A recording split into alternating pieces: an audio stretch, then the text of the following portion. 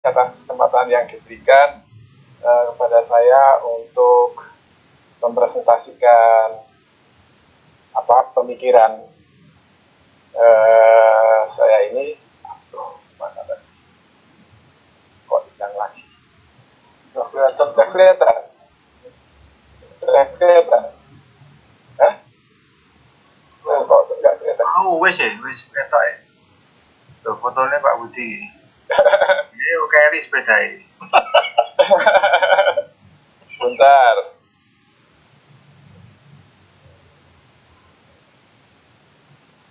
Ya. Kelihatan, Pak? Ya, belum. Mungkin sebentar lagi. Hampir.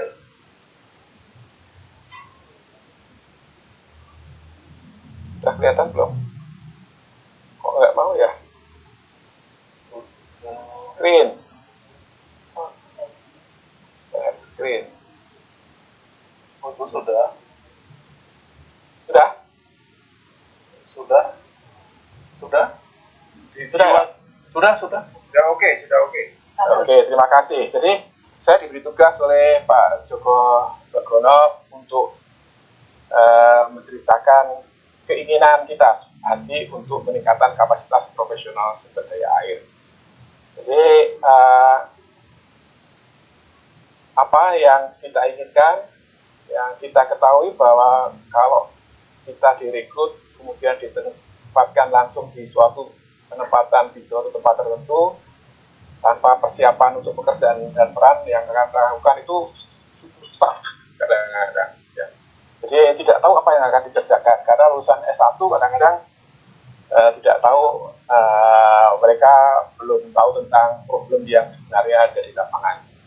Kemudian juga kurangnya pengalaman, kurangnya persiapan, itu membuat kita kadang-kadang sulit untuk segera attach pada pekerjaan, menyelesaikan pekerjaan, dan oleh karenanya menjadi rentan terhadap kesalahan pada bidang pekerjaan mereka itu. Lalu apa yang harus kita lakukan? Nah, kalau kami boleh usulkan, Hadi melakukan pelatihan. Nah, pelatihannya seperti apa? Modul pelatihannya ya kalau tadi sudah disampaikan oleh yang lalu, mengatakan ahli sungai, ya kita mencoba untuk membedah apa itu sungai, dan ahli rawa misalnya dan sebagainya. Dari situ diharapkan mempunyai suatu ide bagaimana sebetulnya problem itu harus diselesaikan. Nah, kalau yang paling utama peran insinyur sipil itu seperti yang dikatakan tadi juga sama, membangun infrastruktur yang aman dan handal. Ya. Jadi aman dan handal itu seperti apa yang harus kita lakukan? Jadi kita bisa tugasnya sebagai perencana infrastruktur, bisa pengembang kontraktor, atau bisa jadi pengawas infrastruktur. Lalu itu apa saja pekerjaannya? Merencanakan, merancang dengan menganalisis data terkait dengan informasi faktual, jadi data yang terbaik untuk diimplementasikan, kemudian memperkirakan apa yang terjadi yang akan datang, kemudian merencanakan infrastruktur secara holistik. Jadi harus mempunyai big picture tentang problem itu seperti apa, dan tahu apa yang akan terjadi kalau kita merencanakan sesuatu. Kemudian sebagai kontraktor juga demikian, berkolaborasi menyusun strategi modul kerja yang tepat, memastikan kelancaran fungsi kerja, ya, pastikan penyerahan pekerjaan tepat waktu, kemudian memenuhi standar yang ditetapkan. Kemudian sebagai pengawas itu menganjurkan praktek rekayasa yang baik, jadi harus dilaksanakan pekerjaan itu dengan baik, dengan aturan yang benar, infrastruktur yang tahan lama, memantau pekerjaan konstruksi untuk memastikan kepatuhan terhadap standar yang ditetapkan, ya, dan seterusnya. Jadi ini adalah kira-kira apa yang harus dikerjakan sebagai engineer, sebagai perencana, kontraktor, ataupun pengawas. Nah, kalau kita lihat kompetensinya, itu kira-kira seperti apa? Jadi, sebagai perencana, itu kita harus bisa membuat analisa, kemudian memperkirakan apa yang terjadi ke depan, kemudian punya kompetensi. Ya, kompetensi, professional knowledge, technical credibility, itu penting sekali.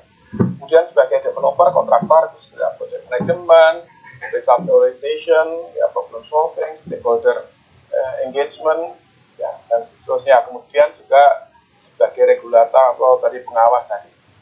Nah, saya ingin mengambil salah satu saja untuk kita bahas siang ini, yaitu yang dimaksud dengan professional knowledge. Salah satu kompetensi yang paling pokok yang menurut saya itu penting, ya walaupun nanti yang lain juga bisa kita bahas satu persatu, tapi ini karena dibatasi oleh Pak panitia hanya 10 slide, jadi saya ambil salah satu ini saja. Bagaimana professional knowledge ini? Jadi engineering kompetensi, professional knowledge itu yang pertama yang ingin saya bahas nanti adalah mampu memahami data informasi teknis yang sangat kompleks secara jelas dan logis. Mampu mendefinisikan problema dengan benar. Nah ini yang paling penting. Jadi sangat kompleks dengan jelas dan logis dan selalu menerapkan ilmu pengetahuan, pengalaman teknis dan pengalaman masa lalu secara efektif untuk menyelesaikan pekerjaan yang dihadapi. Kemudian menciptakan lapangan kerja yang kondusif untuk penerapan kaidah, peraturan, standar praktek yang relevan mencapai tujuan organisasi, mengantisipasi secara proaktif, merespon situasi yang berubah secara konsisten, menerima ide dan informasi baru. Jadi bagaimana dalam modul nanti itu kita bisa memasukkan keempat ide ini secara baik, ya. Nah, misalnya sekarang banyak yang melakukan misalnya pelatihan pemakaian software gitu. Ya, harapan saya tidak hanya melakukan pelatihan software karena software itu alat, tapi sebagai engineer dia harus tahu kenapa software itu dipakai dan bagaimana software itu bisa membantu menyelesaikan suatu permasalahan. Nah, sekarang bagaimana kalau kita dihadapkan satu masalah ini? Apa yang Anda lakukan? Jadi saya pernah diajak sebagai seorang konsultan, diajak owner seorang Amerika. Mari kita lihat problem saya, naik chopper, naik helikopter, terbang gitu. Ini lihat problem saya, problemnya adalah seperti ini. Apa yang Anda lakukan? Ya, kita ada 4 konsultan, lihat selama 45 menit naik chopper, kemudian balik ke ruang, lalu kita diskusi tor yang akan Anda buat. Nah, kita diskusi. Jadi tornya belum dibuat dan mereka tanya kepada kita, tor yang akan dibuat itu apa? Nah, kita harus bisa menganalisa. Kalau saya suruh membuat drainasi, kalau modul drainasi, kalau melihat seperti ini, apa yang harus kita lakukan? Yang pertama, kita lihat elemen. Elemennya apa nih? Ada tanah, ada air, ada kemudian ada hujan, ada ini elemen-elemen yang dalam suatu sistem itu terjadi. Kemudian bagaimana patternnya antara hubungan antara elemen itu, jadi hujan langsung ke tanah, ada topografinya, air mengalir, kalau tidak mengalir ada tergenang, tergenang kalau terlalu lama tanaman mati, pattern tanaman, air, saluran dan sebagainya. Nah, sistem yang kedua adalah sistemnya seperti apa? Hubungan antara pattern itu seperti apa? Lalu sesudah itu kemudian kita bahas interaksinya. Jadi kalau ada salah satu itu berubah, misalnya musim hujan dan musim kemarau, apa perbedaannya? Lalu pengaruhnya kepada daerah ini seperti apa? Jadi itu yang kemudian akan dipakai untuk menganalisa problema itu dengan benar. Dan mencoba untuk melihat interaksi antar variabel itu dengan benar. Kalau terjadi satu proses yang berbeda pada satu saat dengan yang lain, itu kita akan tahu bagaimana sistem ekosistem itu akan dipengaruhi kalau adanya perubahan interaksi itu. Nah, dari situ mestinya kita akan membuat suatu desain yang baik, ya. Jadi kalau kita ambil dari tulisannya Pak Raji, misalnya kalau kita membuat konstruksi itu harus mempertimbangkan environmentally sustainable, social equitable, political supportable, dan rational manageable dan sebagainya, economic visible dan sebagainya.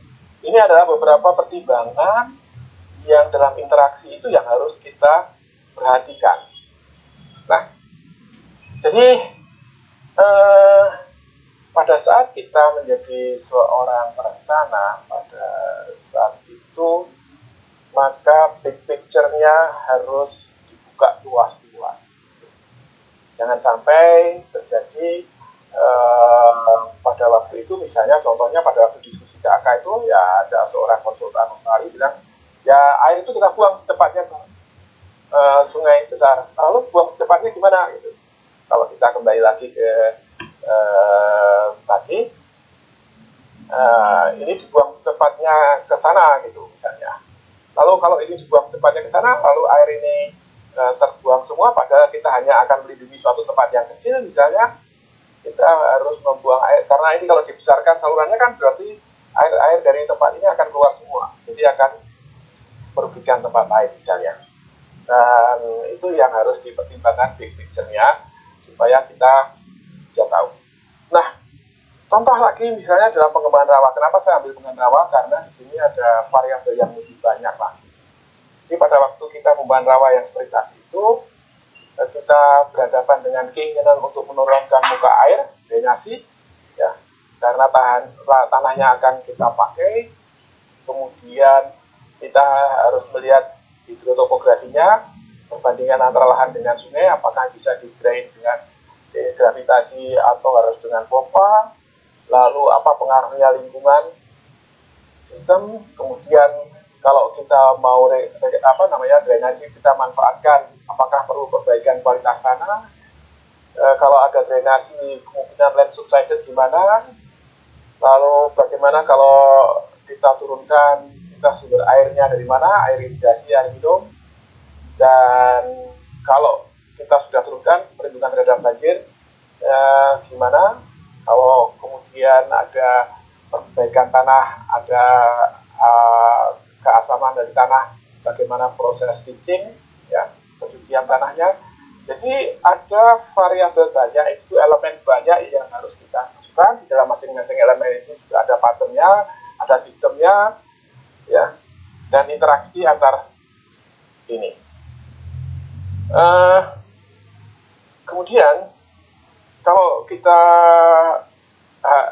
yang kita harapkan itu untuk bisa mengembangkan itu, harapannya dibuat satu mind mapping, yang baik, bagaimana interaksi dalam suatu elemen itu. Jadi satu tujuan kita untuk pemanfaatan itu seperti apa, jadi jenis tanah, hidrotopografi, kualitas sumber air, itu kalau dijadikan satu objektif kita, apa yang terjadi. Jenis tanah tergantung apakah bisa pasir, mineral, gambut. Mineral itu mungkin ada pirit, kesucian, kesuburan, kematangan tanahnya seberapa. Kalau dia selalu tergenang berarti belum pernah teroksidasi, berarti tanahnya belum terdekomposisi, maka tanahnya belum matang. Kemudian kalau hidrotopografi, drainability-nya gimana, bisa di-drain nggak? Kalau tidak berarti polder. Kalau dia gampang di-drain nantinya akan jadi upland, drain, atau intermediate di antara keduanya ini misalnya. Kemudian irigasi, kemampuan irigasi, apakah dia upland dari tanah hujan, atau irigasi oleh pasang surut, atau irigasi oleh air tawar yang kita supply misalnya. Kualitas airnya, sumber airnya bagaimana, air hujan, air sungai, air hutan, dan sebagainya.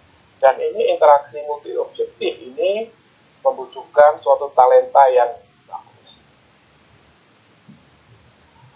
Jadi itu yang kemudian menjadikan bahwa modul kita nantinya itu harapannya akan bisa membuka wawasan dari para engineer itu untuk bisa mengembangkan ilmunya, tidak hanya pada satu tempat, tapi bisa dikembangkan pada tempat yang lain yang mungkin mempunyai variabel yang lain, tapi suasananya yang sama mungkin.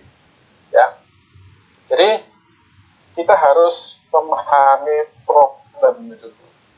Jadi memahami problem itu seperti apa, kemudian menetapkan tujuan pengembangannya itu untuk apa. Apakah untuk pertanian, untuk pemukiman, pemukiman, untuk apa, ya, industri dan sebagainya. Kemudian dengan memahami problem itu, kita tahu data yang harus kita kumpulkan itu apa. Ya. Dari data yang kita kumpulkan, kompilasi data, kemudian kita membuat alternatif solusi dengan simulasi, baru kemudian gambar desain, dan ini yang akan kita sampaikan. Tapi dalam modul yang kita harapkan tadi, yang penting adalah mengajarkan logika suatu desain itu dikerjakan. Jadi itu yang bisa saya sampaikan. Moga-moga waktu yang sedikit ini bisa memberikan kesempatan nanti kepada yang lain untuk bisa mendiskusikan ya. Kalau ada sesuatu yang bisa saya jawab, silakan. Terima kasih Pak Joko. Terima kasih Pak Budi WS. Bapak sekalian, mungkin